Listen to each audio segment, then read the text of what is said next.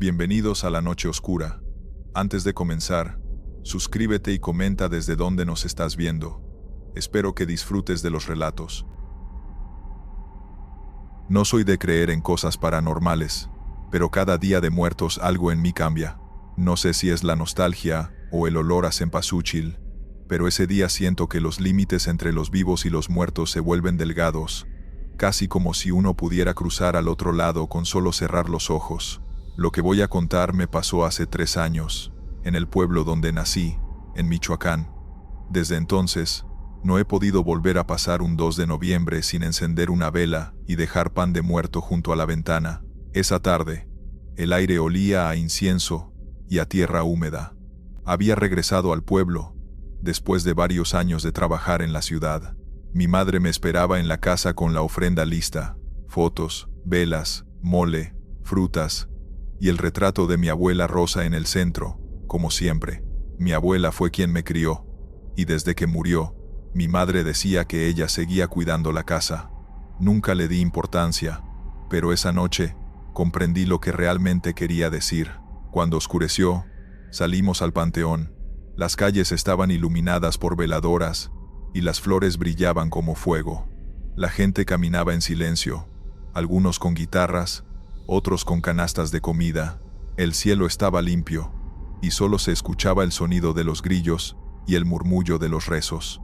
Llegamos a la tumba de mi abuela, y colocamos las flores nuevas. Mi madre se quedó rezando mientras yo me alejé un poco para mirar el cementerio. Fue entonces cuando la vi. Una mujer de cabello canoso, vestida con un rebozo azul, estaba parada junto a la tumba de al lado. Me pareció familiar. Tenía la misma forma de moverse que mi abuela. Pensé que quizá era una vecina, o alguna tía que no reconocía por la distancia. Pero cuando la miré bien, mi corazón se detuvo. Tenía la misma sonrisa que recordaba de niño. Esa sonrisa tranquila que siempre me daba cuando me veía comer. Parpadeé, y ya no estaba. Me quedé inmóvil unos segundos, tratando de convencerme de que había sido un reflejo, una sombra, cualquier cosa. Regresé con mi madre, pero no dije nada. Ella estaba mirando una vela que no encendía, y al verme, me dijo: «Tu abuela ya vino». Se lo dijo tan natural, como si estuviera comentando el clima. No quise preguntar cómo lo sabía. De regreso a casa, el camino estaba más oscuro. Las velas se apagaban con el viento, y las calles del pueblo parecían distintas. Había un silencio espeso, como si todo el pueblo estuviera conteniendo la respiración. Llegamos a casa, y mi madre fue directo a la ofrenda. En el plato de pan, faltaba un pedazo. Ella sonrió, como si lo esperara. «Siempre le gustó el de azúcar», dijo. Esa noche no pude dormir. Me quedé en la sala, frente a la ofrenda, mirando las velas temblar. No sé por qué lo hice, pero tomé el retrato de mi abuela y lo sostuve entre las manos. Fue entonces cuando la escuché. Una voz suave, casi un suspiro, que dijo: «Cuida a tu madre». Solté el marco y la vela más cercana se apagó de golpe. Me levanté sobresaltado, y juro que sentí un aroma fuerte a flores y café recién hecho, como los que ella preparaba en la madrugada.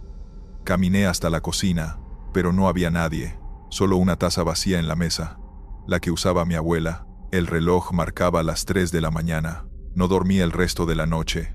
Cuando amaneció, conté todo a mi madre. Ella no se sorprendió. Me dijo que cada año, desde que murió la abuela, alguien de la familia la escucha o la ve. Siempre viene a avisar algo, me dijo con calma. Esa tarde, mientras limpiábamos la ofrenda, mi madre se desmayó. La llevé al hospital más cercano, y los médicos dijeron que había sido una subida de presión fuerte, que pudo haber sido fatal si no la atendía a tiempo. Cuando volvió en sí, le conté lo que había pasado antes, y ella solo sonrió débilmente. «Te lo dije, hijo. Ella siempre cuida la casa». Desde entonces, cada día de muertos regreso al pueblo. Pongo la ofrenda con mi madre. Dejamos pan de azúcar y una taza de café caliente. A veces, cuando el viento sopla, parece que alguien entra por la puerta y suspira. Y aunque me da miedo admitirlo, ya no me asusta, porque aprendí que, en el fondo, el Día de Muertos no es solo para recordar, es también para sentir que no estamos solos, que los que se fueron siguen ahí, en los olores, en los objetos, en el silencio, y cuando la noche se hace más oscura, cuando las velas se consumen, sé que mi abuela está cerca, cuidándonos como siempre lo hizo. Hay noches en las que todavía escucho pasos suaves por el pasillo. No abro la puerta, solo sonrío, enciendo una vela más y susurro: «Gracias, abuela». Y entonces, el aire se llena de ese aroma familiar, cempasúchil y café. Continuamos con la segunda historia. Me llamo Rubén Morales, tengo 33 años, y desde hace una década soy guitarrón en un grupo de mariachi llamado Los Hermanos del Sol. Hemos tocado en bodas, funerales, serenatas, quinceañeras y hasta en cantinas donde el público termina llorando más que cantando. Pero lo que vivimos la noche del 2 de noviembre del año pasado, el Día de Muertos, fue algo que ninguno de nosotros ha podido olvidar. Todo empezó esa tarde, como a las 5. Estábamos guardando los instrumentos después de una presentación en el centro de San Miguel del Monte, cuando se nos acercó un señor mayor, vestido de traje negro y sombrero ancho, de esos charros antiguos. Tenía la piel curtida por el sol, el bigote perfectamente recortado, y los ojos grises, apagados pero firmes. «Buenas tardes, muchachos», dijo con voz ronca. «Busco un grupo que toque esta noche en un rancho, aquí cerquita, por el rumbo del cerro». Le dije que sí, que aún podíamos tocar si era en la zona, y pregunté por la dirección exacta. El hombre sacó un sobre del saco y me lo entregó. Dentro había una hoja, con un mapa dibujado a mano, y 5 billetes de 500 pesos. «La mitad por adelantado», dijo. «El resto cuando terminen. Tienen que llegar a las 11. Ni antes ni después». Nos miramos entre nosotros. Era buena paga, y solo una presentación corta, según él. Aceptamos. Le pregunté a nombre de quién sería la tocada. «Díganle al portero que vienen de parte de don Melquiades Romero», respondió.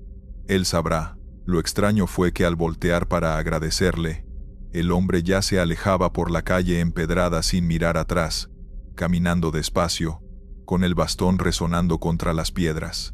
No le dimos importancia. En este trabajo, te acostumbras a clientes raros. Esa noche salimos en la camioneta del grupo rumbo al cerro. Íbamos Julián, el violinista, Manolo, la trompeta, Chema, el vihuelista, Ernesto, la voz principal, y yo. Mientras subíamos, el camino se volvía más angosto y oscuro. No había faroles, solo el resplandor de la luna. A los costados, los campos estaban cubiertos de flores de cempasúchil, que parecían brillar en la penumbra. Seguimos el mapa, y, después de 20 minutos, llegamos a un portón de hierro con una cruz tallada arriba. A un lado, un hombre con sombrero esperaba, sosteniendo una linterna. «Buenas noches», le dije bajando la ventana. «Venimos a tocar. Nos mandó un señor, Melquiades Romero». El hombre asintió en silencio, abrió el portón sin decir palabra, y señaló hacia el camino. La linterna iluminaba un sendero largo, bordeado por veladoras. «Sigan derecho. Allá los esperan», dijo finalmente. Avanzamos despacio. El camino terminaba en un rancho grande, con la fachada vieja pero bien cuidada. Había música suave de fondo, olor a copal, y de lejos se veían decenas de velas. Parecía una fiesta, pero una muy silenciosa. Nos estacionamos y bajamos con los instrumentos. Había gente reunida en el patio, todos vestidos de manera elegante, como si fuera una celebración antigua. Las mujeres con rebozos bordados, los hombres con trajes oscuros y sombreros. Me llamó la atención que todos parecían muy pálidos, casi translúcidos bajo la luz de las velas. Un hombre alto, con traje negro y moño rojo, se nos acercó. «Gracias por venir, muchachos», dijo con una sonrisa amable. «Don Melquiades los está esperando». Nos condujo hacia el fondo, donde había un altar enorme, cubierto de flores naranjas, velas encendidas, pan de muerto, frutas, calaveritas y retratos antiguos enmarcados en madera. Frente al altar, había una mesa con un retrato más grande, el de un hombre de bigote y mirada severa. El anfitrión señaló la foto. «Él es don Melquiades», dijo. «Hoy le cantaremos como en los viejos tiempos». Ernesto, que siempre tenía algo que decir, comentó en voz baja: «Entonces el patrón está». Del otro lado, el hombre sonrió sin responder. Solo hizo un gesto para que empezáramos. Afinamos rápido y comenzamos con Amor Eterno. Apenas sonaron los primeros acordes, noté algo raro. La multitud estaba completamente en silencio. Nadie hablaba, nadie se movía, todos miraban hacia el altar, con las manos cruzadas. A medida que la voz de Ernesto llenaba el aire, el viento se detuvo, y el sonido parecía rebotar en los muros del rancho, como si estuviéramos dentro de una iglesia. Al terminar, ni un aplauso, solo el sonido de las velas crepitando. Luego alguien, desde el fondo, pidió el rey, y el ambiente cambió. Los invitados comenzaron a cantar, pero sus voces eran apagadas, casi como ecos. Aún así, seguíamos tocando. Cada canción se sentía más pesada, como si el aire se llenara de polvo invisible. En la tercera canción, Cielito lindo, Julián me dio un codazo y me señaló discretamente hacia el altar. Lo que vi me heló la sangre. El retrato de don Melquiades parecía diferente. En lugar de estar mirando al frente, ahora tenía una leve sonrisa y la cabeza ligeramente girada hacia nosotros. Intenté no pensar en eso. Seguimos tocando hasta que un reloj en alguna parte del rancho marcó la medianoche. En ese momento, el anfitrión levantó la mano y dijo: «Gracias, jóvenes. Ha sido suficiente». Nos detuvimos. Sentí un alivio enorme. Pero entonces, él agregó: «Por favor, acompañen a la familia a cenar antes de irse. Es costumbre». No queríamos ser groseros, así que aceptamos. Nos llevaron a una mesa larga con manteles blancos y platos de barro. Había mole, tamales, champurrado, pan de muerto. El olor era delicioso, pero nadie comía, excepto nosotros. Los demás se sentaban en silencio, sonriendo como si esperaran algo. Cuando probé el mole, sentí un sabor extraño, metálico, pero lo atribuí al nerviosismo. Luego escuché un murmullo detrás. Voces. Muchas voces susurrando al mismo tiempo. Volteé, y por un instante, vi algo imposible. Los retratos del altar parecían moverse. Rostros que parpadeaban lentamente, labios que murmuraban. Me levanté de golpe, casi tirando mi silla. Ernesto me miró, confundido. «¿Qué pasa, Rubén?» «Nada, nada. Solo me mareé». Pero en realidad, algo dentro de mí gritaba que nos fuéramos ya. El anfitrión se acercó con una sonrisa más amplia que antes. «Ya terminan su cena. Don Melquiades quiere agradecerles personalmente». Nos llevó al fondo del rancho, donde había una pequeña capilla iluminada con velas.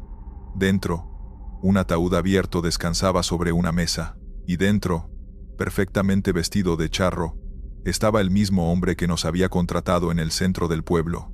Sentí un escalofrío recorrerme entero. El cuerpo estaba allí, inmóvil, pero en su rostro se dibujaba una leve sonrisa. «Él siempre fue amante del mariachi», dijo el anfitrión, casi con ternura. «Murió hace justo 10 años, el 2 de noviembre. Cada año le traemos música, para que no se sienta solo en su día». Nos quedamos sin palabras. Nadie sabía cómo reaccionar. Manolo soltó su trompeta, que cayó con un ruido sordo. De repente, el aire dentro de la capilla se volvió helado. Las velas titilaron, y una corriente de viento recorrió el lugar.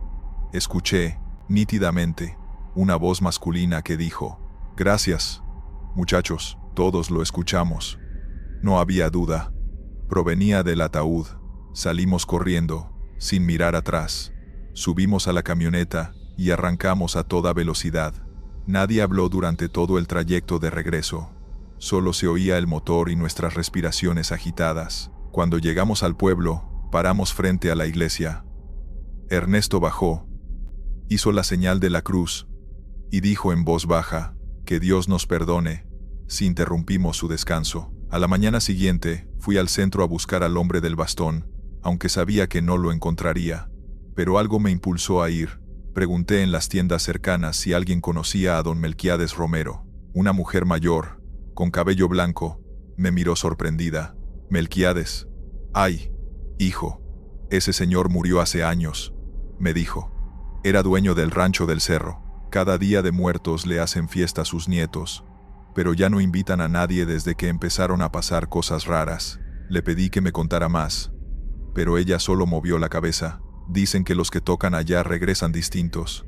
Algunos ni regresan. Desde entonces, cada año, el 2 de noviembre, recibimos sobres sin remitente en el buzón del grupo. Dentro, siempre hay 5 billetes nuevos de 500 y una nota que dice: gracias por la música. Los esperamos el próximo año. Ninguno de nosotros ha vuelto a tocar en el cerro, pero cada vez que pasa esa fecha, escucho a lo lejos un violín entre el viento. Suena limpio, melancólico, y a veces, lo juro, me parece reconocer nuestra melodía de aquella noche. Quizás siguen allá, tocando para él, o quizás, algún día, cuando ya no estemos de este lado, nosotros mismos seremos los invitados. Vamos con la tercera historia. Esta historia no es mía. Me la contó mi tía Elena, una mujer de esas que no se asustan con nada, de las que crecieron viendo la muerte tan de cerca que ya la sienten como una vecina más.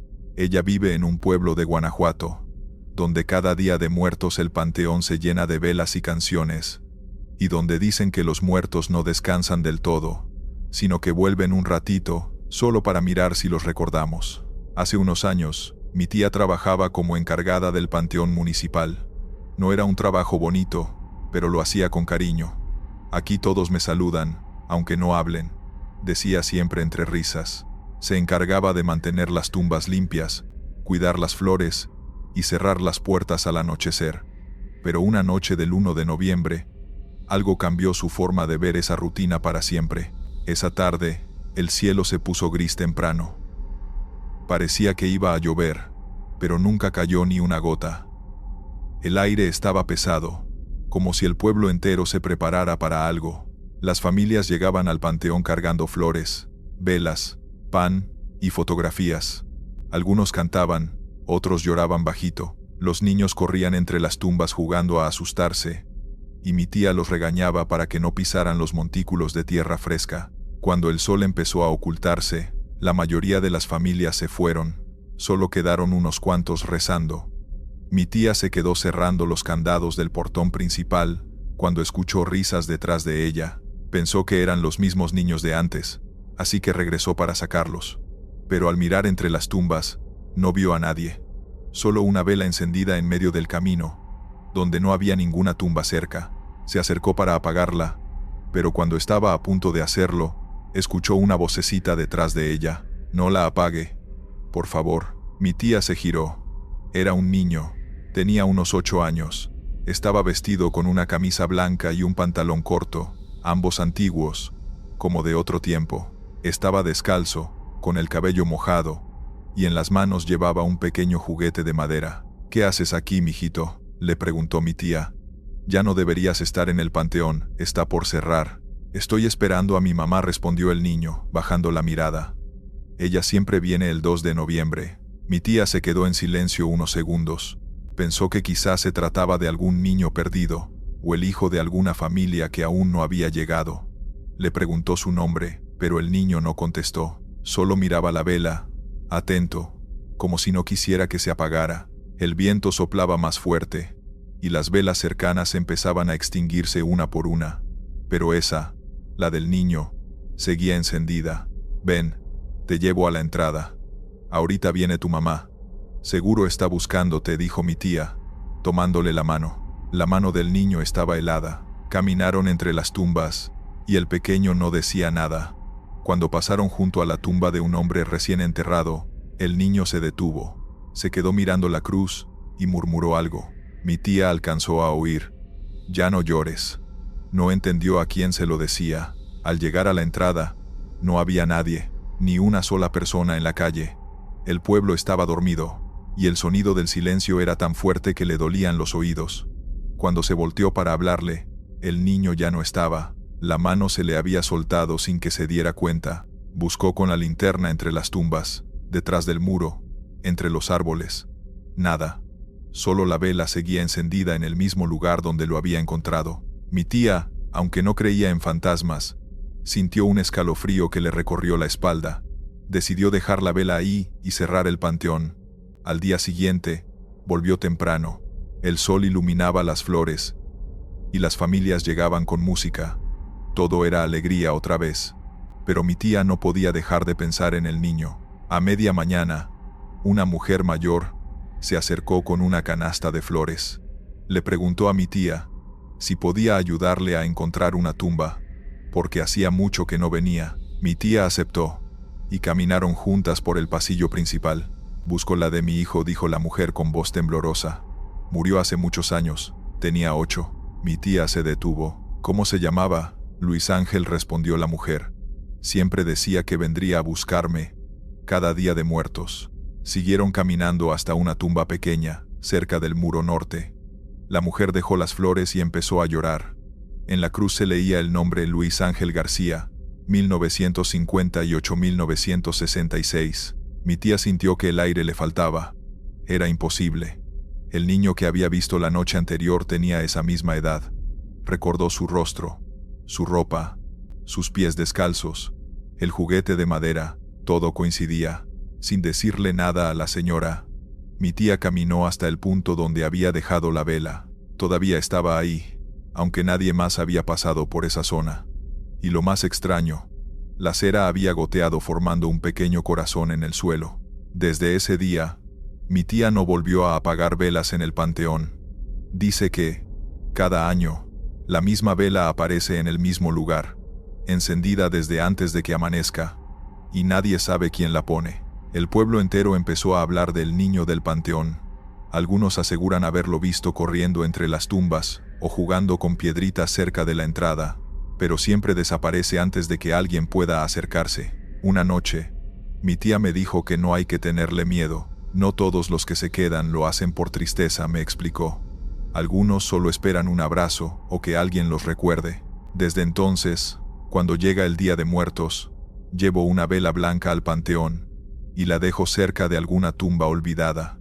No sé si él está ahí, pero algo me dice que sí. Y cuando el viento sopla suave, casi como una caricia, me gusta pensar que el niño sonríe, porque el Día de Muertos, aunque nos dé miedo, no es una noche de fantasmas vengativos ni de oscuridad. Es una noche de amor.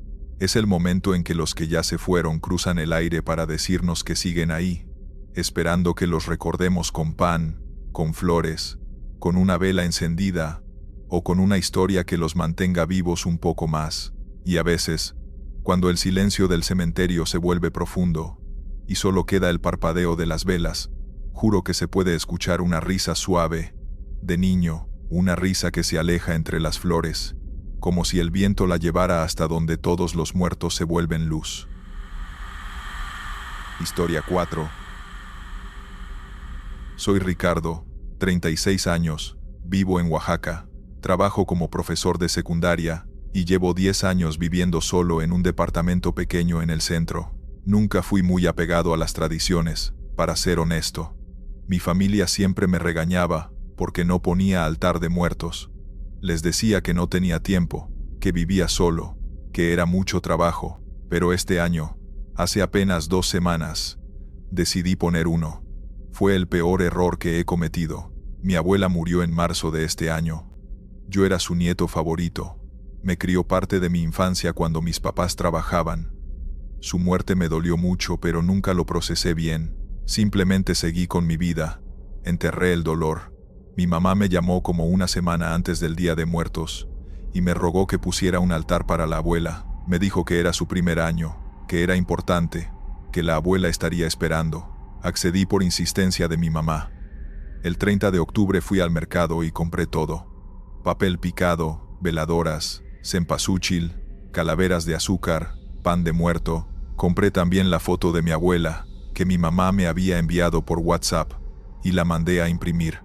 El 31 en la tarde, armé el altar en mi sala, lo puse sobre una mesa, 2 niveles con cajas, el mantel bordado que mi mamá me prestó. Quedó bonito, la verdad. Puse la foto de mi abuela en el centro, las flores alrededor, las veladoras, su comida favorita, mole negro con pollo y chocolate de agua. Me sentí bien haciéndolo, como si estuviera conectando con algo que había ignorado años. Prendí las veladoras como a las 7 de la noche del 31. Me senté un rato frente al altar. Le hablé a mi abuela como si estuviera ahí. Le pedí perdón por no haber ido a verla más seguido antes de que muriera. por haber estado tan ocupado con el trabajo. Me salieron lágrimas que no sabía que tenía guardadas. Después de como media hora me levanté, me limpié la cara y me fui a dormir. Esa noche tuve sueños extraños. Soñé que mi abuela estaba sentada en mi sala, junto al altar, viéndome. No decía nada, solo me miraba con una expresión que no pude descifrar.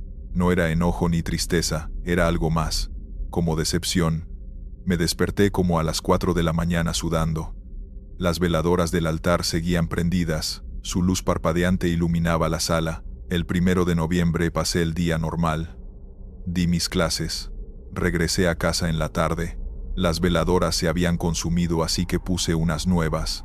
Me preparé de cenar y me senté a comer frente a la televisión. Como a las 9 de la noche, escuché un ruido en la sala, como si alguien hubiera movido algo. Me levanté a revisar. Todo se veía normal. El altar estaba intacto, pero entonces noté algo. El plato con el mole que había puesto tenía menos comida. Estaba seguro de que había puesto más. Pensé que tal vez me equivocaba, que mi memoria me jugaba trucos. Regresé al sofá. 1 hora después, escuché el ruido otra vez. Esta vez, más claro. Pasos. Alguien caminando en mi sala. Me quedé helado en el sofá. Los pasos eran lentos, suaves, como de alguien mayor caminando con cuidado. Me armé de valor y me asomé desde el pasillo. Había una figura junto al altar. Una mujer mayor, de espaldas a mí, encorvada, con un rebozo sobre los hombros. Mi corazón empezó a latir como loco. La figura se giró lentamente. Era mi abuela, o algo que se parecía a mi abuela. Su cara era la misma, pero había algo equivocado en sus ojos. Estaban completamente negros, sin blanco, sin brillo. Me quedé paralizado. Ella me miró y habló con la voz de mi abuela. «Ricardo, ¿por qué solo me pusiste 1 año de altar? ¿Por qué nunca viniste a verme?». Le dije temblando que lo sentía, que había estado ocupado. Ella negó con la cabeza tristemente. «No trajiste solo mi espíritu, mijo. Dejaste la puerta abierta para otros», señaló detrás de ella. Del altar empezaron a salir más figuras, sombras que tomaban forma humana, hombres, mujeres, algunos que reconocí como familiares muertos hace años, otros que no conocía, todos con esos mismos ojos negros. Mi abuela dijo: «Cuando pones un altar sin fe, sin respeto verdadero, solo por obligación, invitas a lo que no debes». Ellos sintieron tu llamado vacío y vinieron. Las figuras empezaron a caminar hacia mí. Retrocedí hasta mi cuarto y cerré la puerta con seguro. Podía escucharlos afuera, caminando por mi departamento, murmurando cosas que no entendía. Llamé a mi mamá llorando.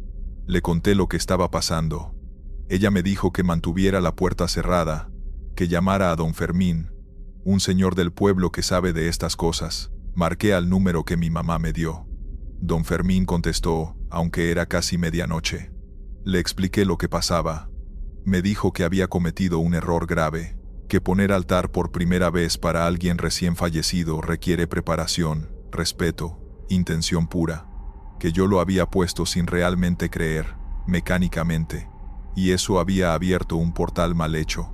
Me instruyó qué hacer. Tenía que salir de mi cuarto, desmantelar el altar completamente, apagar todas las veladoras, pedir perdón genuino a mi abuela y cerrar la puerta que había abierto con oraciones específicas que me dictó. Me dijo que los espíritus que no eran mi abuela se irían si yo cerraba bien el portal. Junté valor, abrí la puerta de mi cuarto.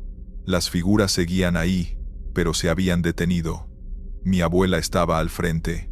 Me acerqué lentamente al altar. Las figuras me observaban sin moverse.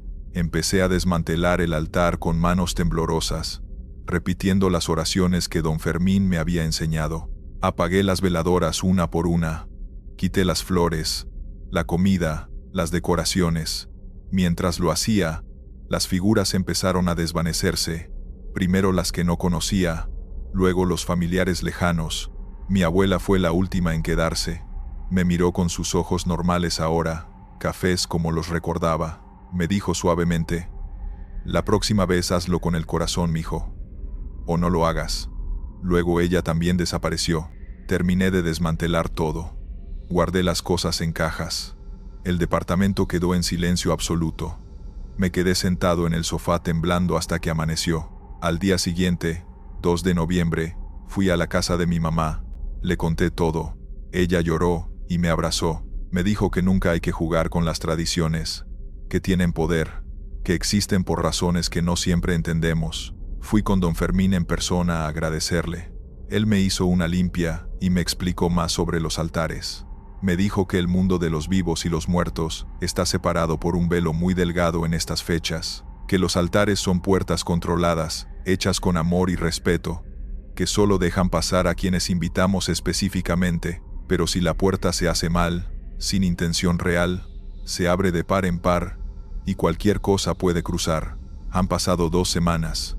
No he vuelto a ver a mi abuela ni a las otras figuras, pero a veces, en las noches, escucho pasos suaves en mi departamento cuando debería estar solo, y cada vez que paso junto al lugar donde estaba el altar, siento un frío que no debería estar ahí, como si algo de lo que dejé entrar todavía no se hubiera ido completamente. El próximo año voy a poner altar de nuevo, pero esta vez lo haré bien, con tiempo, con fe, con respeto verdadero, porque aprendí que las tradiciones no son solo costumbres vacías, son protocolos, formas seguras de interactuar con cosas que no entendemos completamente, y cuando las ignoras o las haces mal, las consecuencias pueden ser mucho peores que simplemente no hacerlas. Gracias por escuchar. Estos fueron los relatos. Suscríbete, deja un like y dime si te gustaron las historias de hoy. Nos vemos pronto.